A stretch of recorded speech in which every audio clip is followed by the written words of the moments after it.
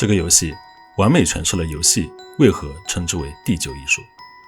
你充满了决心，这6个字是所有 Undertale 玩家刻在骨子里的条件反射。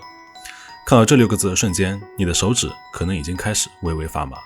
那是存档点的提示音在脑海深处的回响，是无数次死亡后重来的回忆在攻击你。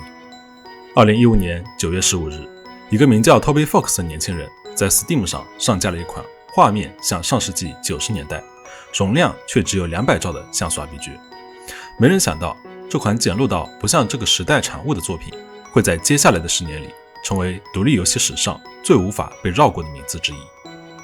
它被记住，是因为它问了你一个其他游戏从来不敢问的问题。所有游戏都在教你怎么赢，只有这一款在问你为什么要赢。如果你玩过 Undertale， 你还记得你的答案吗？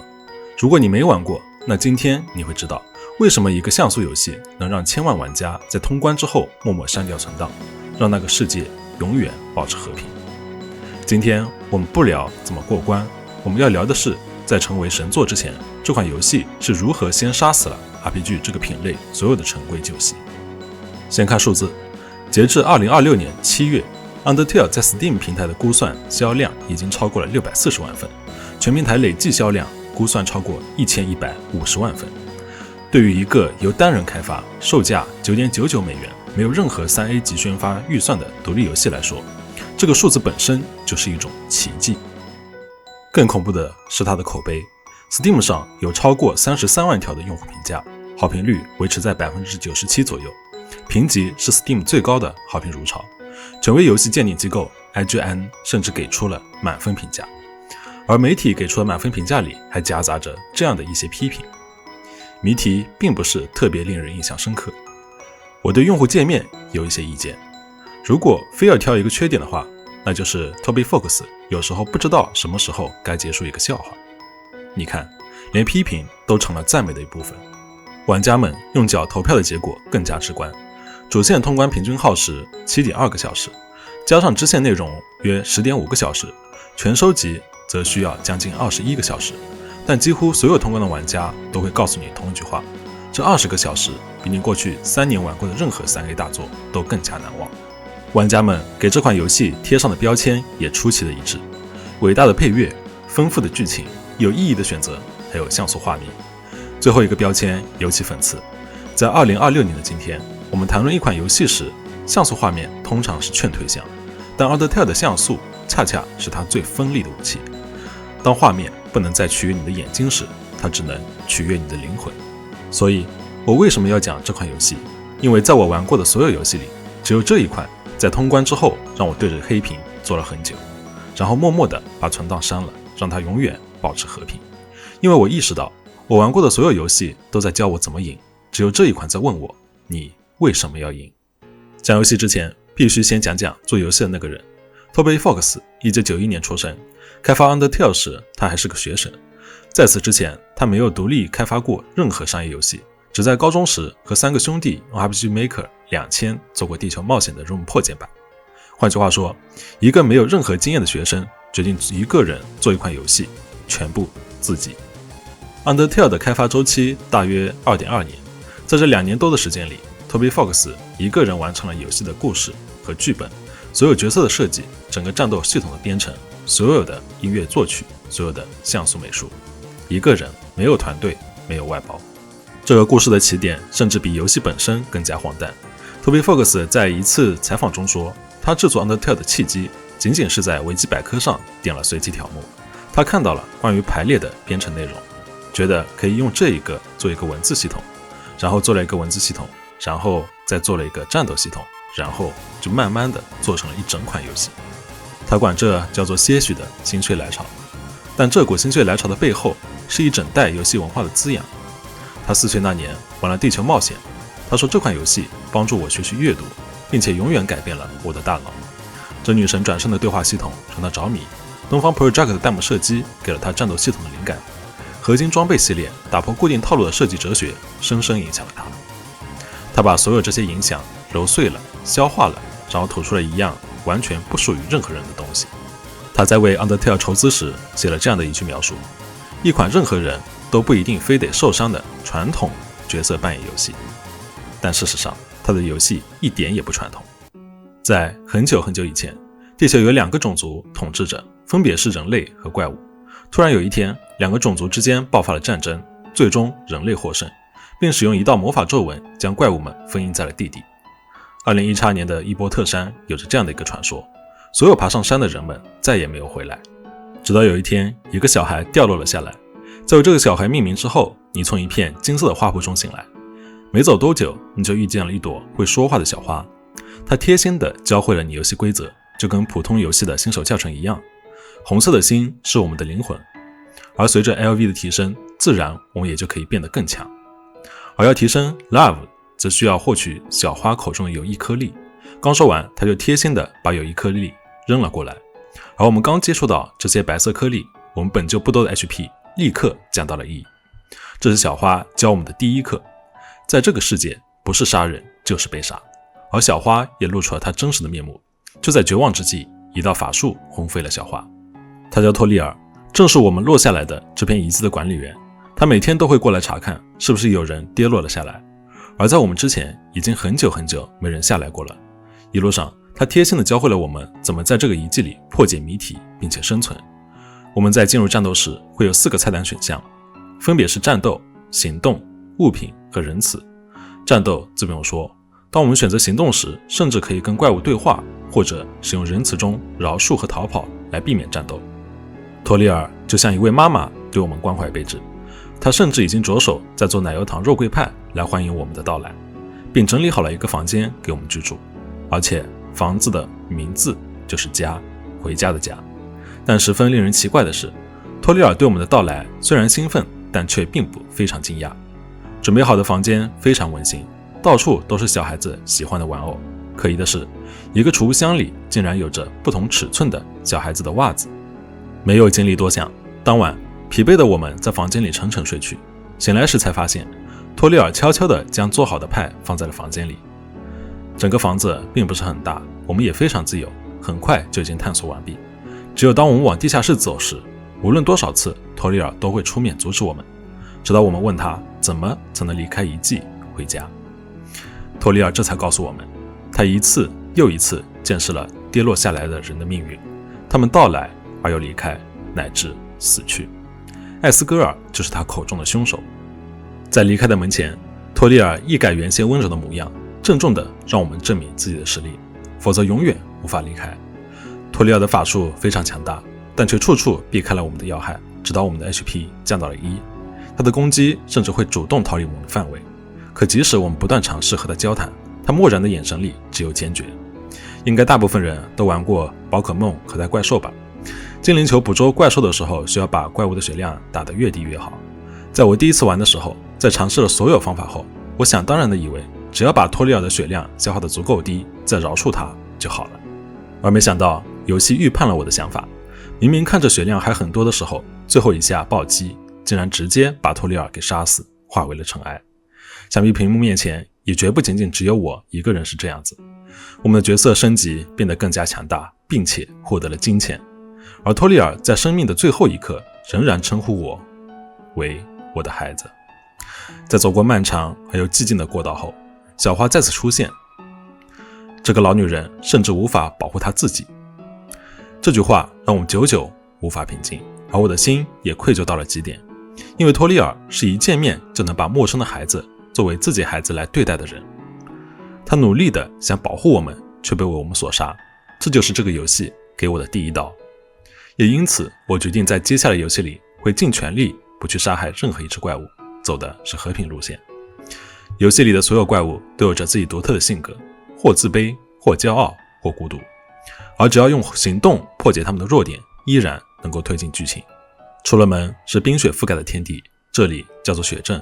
托利尔之后，我们遇见的第一位核心角色是一只大眼窝，牙齿整洁并带着浅浅微笑的聪明且懒散的矮骷髅头山斯。他还有一个弟弟帕派瑞斯，自信善良的高个子骷髅，热衷于加入皇家骑士团。他俩在这里本来是为了抓住我们，可山斯表现得太过于懒惰，而他弟弟出的谜题还有着各种 bug， 再加上山斯在暗中帮助，以至于我们能够非常轻松地破解他的谜题。中间的过程非常有趣。最后我们与他即使交战落败，他也只会把我们关在一个非常容易逃脱的狗屋，乃至于和我们成为了朋友，甚至可以到他的家里做客，看到他和山斯在生活中有趣的一面。水镇之后是瀑布区域，皇家骑士团的团长安代因在帕派瑞斯的口中得知我们的到来。途中有一只安代因狂热粉的小怪兽屡次帮我们化解了危机，但还是没有逃过安代因的追杀。高山之上，安代因告诉我们，只要集齐了7个人类灵魂，就能使他们的国王艾斯戈尔成为神，从而打破地底的结界，结束怪物们在地底暗无的生活。而在此之前，艾斯戈尔已经杀死了6个人类，只要再杀死1个，也就是我，就能改变世界。他的实力非常强大，技能也非常有意思，必须要我们直面他所有放出的技能，反而能够不受伤害。当我们千辛万苦地挑战他，一路往肉域跑，并最终在他的手下存活。安代因会因为盔甲太过于厚重脱水，倒在前往肉域的路上。这时我们只要再给他一杯水喝，他会默默离开，不再追杀我们，甚至能跟我们成为朋友。转而我们来到热域的实验室，刚进门就发现一个巨大的屏幕，屏幕里监视着的正是我们的一举一动。这里是皇家科学院艾菲斯博士的研究所。害羞的他一路观察着我们的所作所为，而因为我们所释放的善意和决心，他愿意帮助我们直接抵达王座之前。因为他过于害羞，过程中帮助我们破解谜题时都非常踌躇，但还是帮着我们一路来到通往王座的密道前。唯一的障碍是他此前为了阻止我们对直播机器人梅塔顿进行了改造。改造后的梅塔顿对人类极具暴力，且已经非常不可控。正说着，梅塔顿直接击穿了墙壁，来到了我们的面前。梅塔顿原本是一个直播主持的机器人，和他的战斗也非常的有意思。他会考验我们关于游戏的智力问题，制造直播热度，而他的本体本身也非常的帅。虽然战斗也非常的难，但只要收视率达到1万之后，在博士的帮助下，我们最终把他的电量给耗尽了。才知道其实他的观众都非常喜欢着他的节目，他自己也找回了自己存在的意义。通往王座的电梯之前，艾菲斯博士最后才告诉我们，单单一个人类灵魂之力是无法跨越结界的，至少需要一个怪物的灵魂和一个人类的灵魂一起才能跨越。这也就是说，我们必须杀死怪物们所爱戴的国王艾斯戈尔，并夺走他的灵魂。随着电梯的一路上行，我们竟然回到了和一开始废墟中几乎一样的家，只不过这里的家已经变成了一片苍白之色，只有金色的花儿依然在绽放着。而且原本我们所住的房间里面有着2张小孩子的床。在前往王座路上，怪物们告诉了我们悠久的过去。在很久很久以前，一个人类掉进了遗迹，因为摔伤所以呼喊求救。国王的儿子艾斯利尔听见了呼救，并把他带回了城堡救助。慢慢的，他俩成为了最好的朋友。国王夫妇也将这个小孩视如己出。他俩证明了怪物与人类可以友好相处，是整个王国的希望。然而好景不长，突然有一天，这个小孩得了很严重的病。重病下的他只有一个请求，回到地底之上，再看看自己故乡的花。但是没有怪物能够穿越结界。直到第2天，人类死去，悲痛欲绝的艾斯利尔吸收了人类的灵魂，化身成为无比强大的存在。借由灵魂之力，他穿越了结界，抱着人类的遗体回到了他的故乡，并找到了那片金色的花圃。但村民们以为艾斯利尔杀死了小孩，所以人们竭尽所能地攻击他。但强大的艾斯利尔却丝毫没有还手，只是带着微笑，并紧紧地抱着遗体。终于，他蹒跚地回到了城堡，瘫倒的瞬间化作一团尘埃，飘散在整个花园里。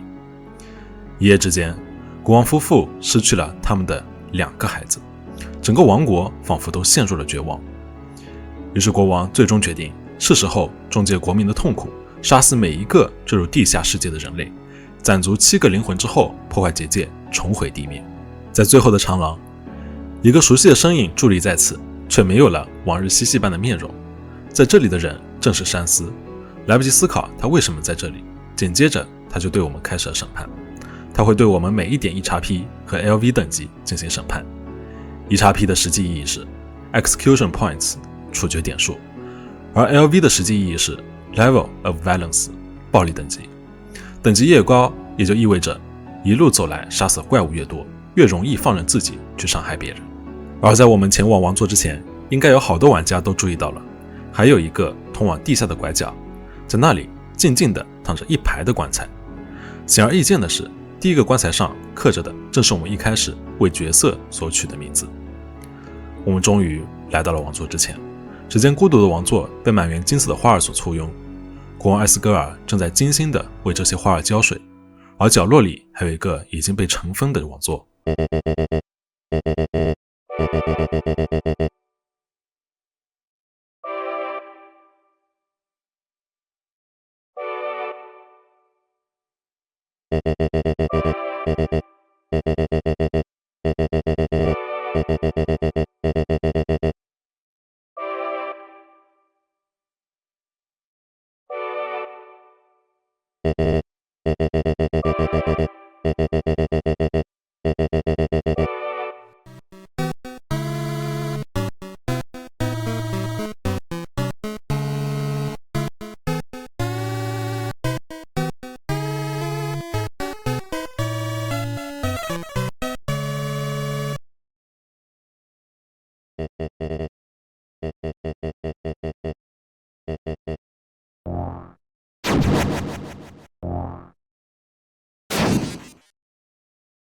和国王的战斗同样非常的艰难，他一上来就将我们的仁慈菜单栏给粉碎，是和平线里唯一一个必须战斗的 BOSS。 当我们终于战胜他时，才知道他的妻子也因为他执意要复仇而离他而去，这也是为什么还有一个被尘封的王座。国王并不想要力量，也不想伤害任何人，他只是一个父亲，一个想要再见到妻子和儿子的父亲。这也是为什么国王面对我们时的表现反而比我们更加踌躇。此时我们有两个选项，一个是杀死国王，而另一个是重新拾回破损的仁慈。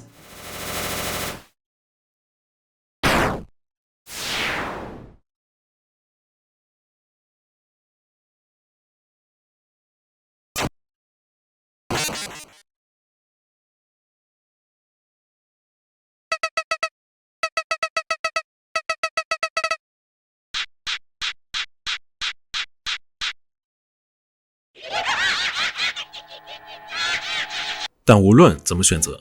国王最终会死在游戏最开始教我们操作的怪物小花的手中，而小花在吸收了灵魂之后，甚至将我们的游戏进程都给关闭。再回到游戏时，小花吸取了国王体内6个人类灵魂的力量，成为了最终的 BOSS。 他甚至把我们的旧存档都给删除了，我们只能不断的面临跟小花的战斗，即使主角极力嘶喊求救，可最终谁也没有来。说个题外话，我自己在打的时候，每次死亡后读档都会被他嘲讽，不知道你们当时打了多久。身为中登的我，打了好几个小时还是过不去，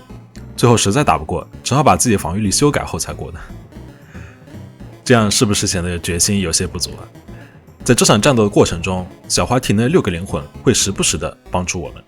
增强我们的决心，而最终我们在6个灵魂的帮助下战胜了他。同样，我们可以选择杀死小花，或者再次选择仁慈。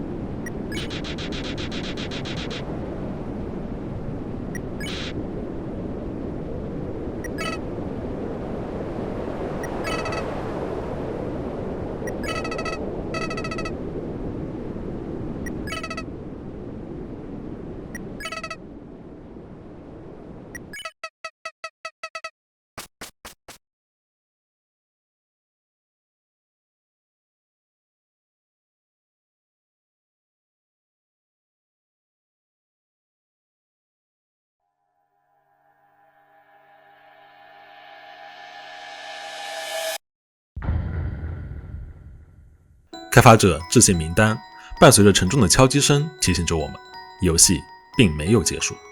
山瑟的电话打来，地底世界依然被笼罩在绝望之中。因为我一开始杀死了托里尔，所以皇家骑士团团长安代因成为了新的国王。山斯回到水晶森林时，却再也联系不上那个经常和他讲冷笑话的女士了。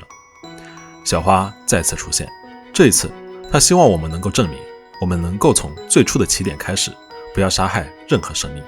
他会告诉我们如何达成，真正的完美结局。听到这里，这样的剧情似乎有点新意，但却远未达到神作的标准。这个游戏最精髓的地方就在于此，在于澳洲木的完美结局，以及好多玩家开启过的杀戮结局。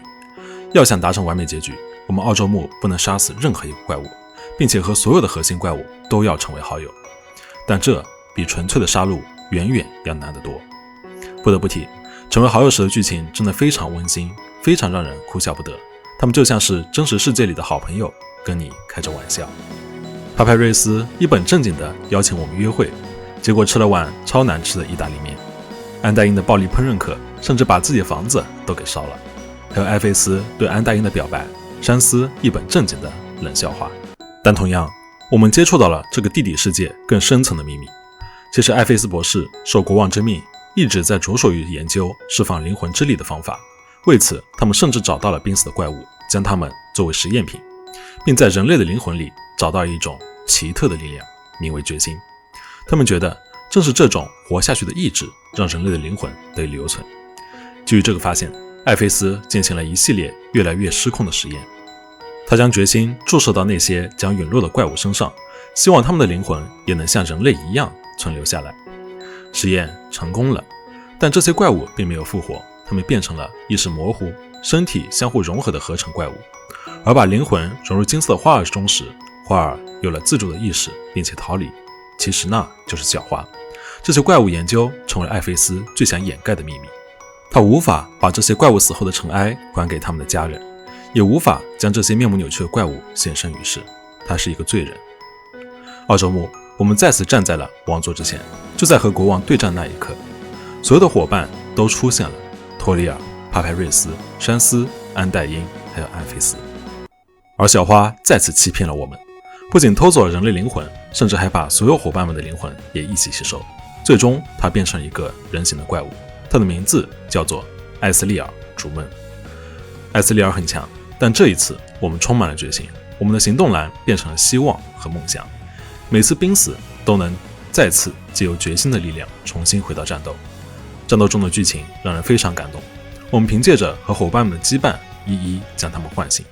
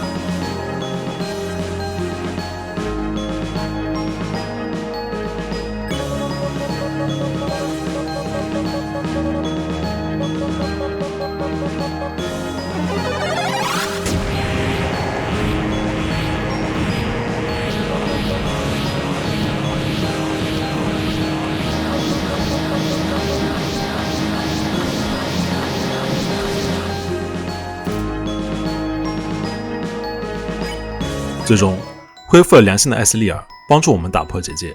从他的口中，结合地下研究室的录像带，我们知道了真正的故事起源。很久以前，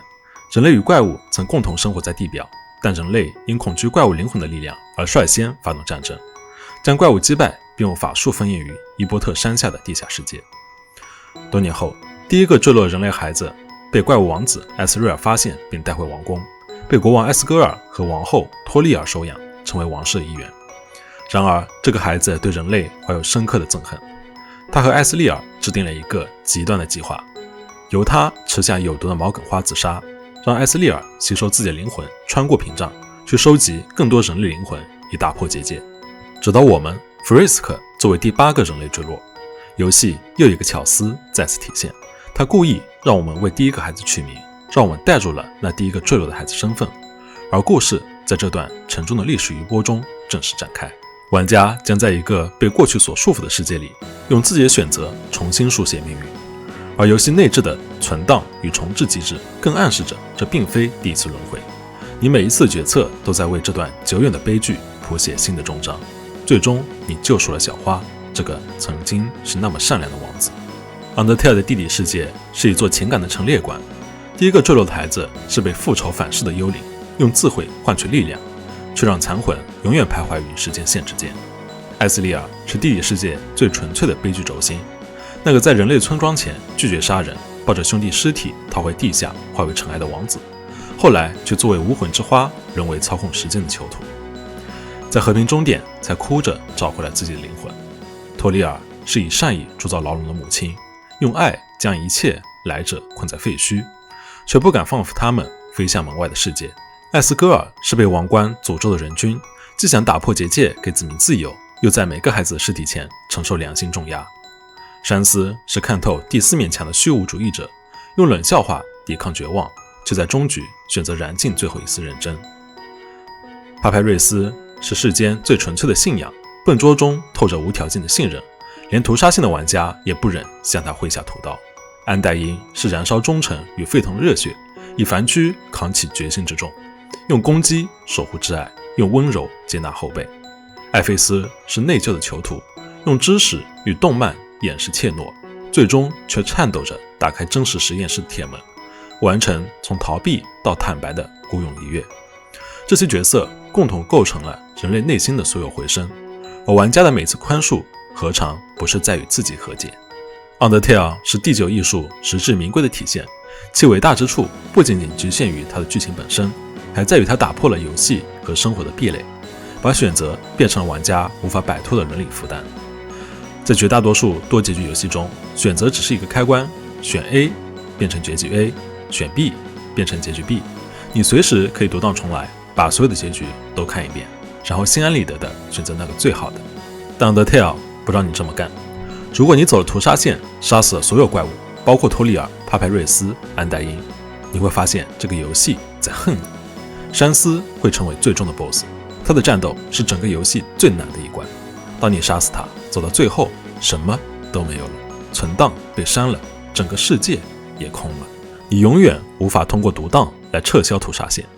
游戏在底层代码里写下了记录，哪怕你重开一个新档，结局的合照里永远会多出一张你不想看见的脸。Toby Fox 在告诉你，有些选择做了就是做了，没有任何后悔药。而真的深入体会了游戏里那些怪物的有爱后，或许我这辈子都不会去开启屠杀线。BOSS 山斯在游戏里是唯一可以躲避玩家攻击，直接攻击玩家的菜单栏血量，把玩家的灵魂按在地上摩擦，强制我们接受他审判的 BOSS。游戏过后，无数玩家成为了他的粉丝。如果你感兴趣，请在评论区告诉我，下期我们着重讲讲这个看透真相，已经脱离了 NPC 存在的游戏角色。决心，那个存档点反复出现的词到底是什么？是你在托利尔面前选择离开的勇气，是你在山斯的审判下坦荡站直的底气，是你在屠杀线之后选择重新开始，做一个更好的人的觉悟。宽恕，这个游戏最核心的动作又是什么？是你对托利尔的理解，对派帕瑞斯的接纳，对安代因的善意，对艾菲斯的原谅，对埃斯戈尔的怜悯，对埃斯利尔的怀念，对小花的，哪怕他曾经那样对你，依然伸出的手。而你知道，派帕瑞斯是整个世界唯一一个在任何时间线、任何选择下都无条件信任你的角色。他的天真不是无知，而是一种近乎神圣的坚信。他相信你会变得更好，而你真的做到了。2015年，一个学生用200兆的像素和一个人写的代码，问了游戏行业一个价值1000万的问题：如果你不必杀死任何人就能赢，那你为什么还要杀？10年过去了，3A 大作们依然在用更真实的鲜血、更精致的断肢、更震撼的爆炸来刺激你的多巴胺。Undertale 就那样依然静静地躺在 Steam 货架上，9.99美元，97%的好评，几十万条的评价。他不逼你反思，他只是在你按下 Fight 的那一刻，轻轻地问了一句：“你确定吗？”而你还记得你的答案吗？当你退出游戏，回到桌面，屏幕映出你疲惫的脸，这时候你才明白，这款游戏最伟大的地方，不是它给了你一个拯救世界的梦，而是它让你在经历了所有压抑与痛苦之后，依然愿意相信那个毫无胜算的自己。相信你充满了决心。